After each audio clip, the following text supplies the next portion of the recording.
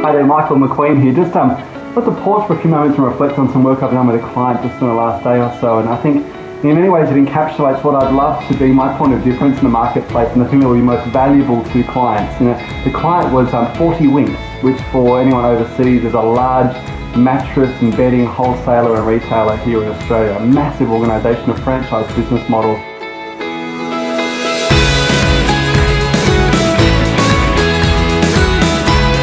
Nice to take to the stage and talk about the theme of future trends and disruption. And it actually played in beautifully because I guess my focus is to look at technology as an enabler, and it really is an enabler. It's certainly a disruptor as well, but it can be an enabler of really improving the customer experience. So I was challenging them to get really good at using technology to engage with customers before the store, to be building their brand, and also to be following up with people afterwards, to be paying close attention to data, because data is so important if you want to really understand your client and serve their needs effectively.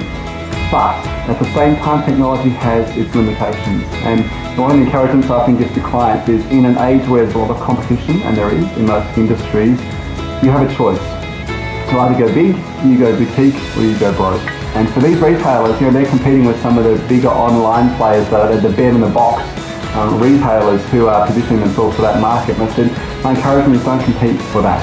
You need to go boutique. Don't try and go big and compete with the big online stores. Don't just make it a pure technology play. For you guys, it's all about being boutique, and that's about your service experience.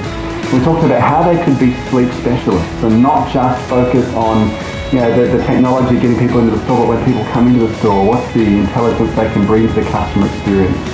And when I'm working with clients, that's the biggest question that you need to be asking in this age where technology is changing the game, where there are more and more competitors. 3 questions to ask when you look at reinventing yourself. Don't just throw the baby out with the bathwater. Don't just chuck out everything you've always done and change your business entirely. You need to do this sensibly. And my encouragement to them as they look to position themselves as differentiated bedding suppliers is, what do you know, what can you do, and what do you own?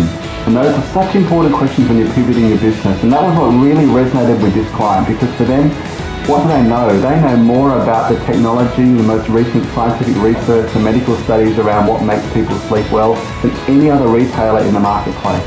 But they're not telling that story well. And what can they do? What are some of the skills they can bring to the experience of dealing with a customer that those who are new at the marketplace simply can't? They've been around for a lot of years and they've got a lot of experience under their belt. And what do they own? They own an amazing brand. They own a network of local bedding suppliers that are in the minds and the hearts of their consumers. And again, are they really capitalising on that sense of trust and goodwill they've built? So for any business, that is my encouragement. As you look at change and disruption, it can be overwhelming. You can feel like you need to just chuck everything out and start again, completely overhaul and reinvent yourself. But that's not necessarily the case. What you need to be doing is keeping a close eye on technology by all means, but also be asking, what do you know, what can you do, what do you own? What are the things that give you an unfair competitive advantage in an era of disruption? That's where your reinvention strategy needs to start.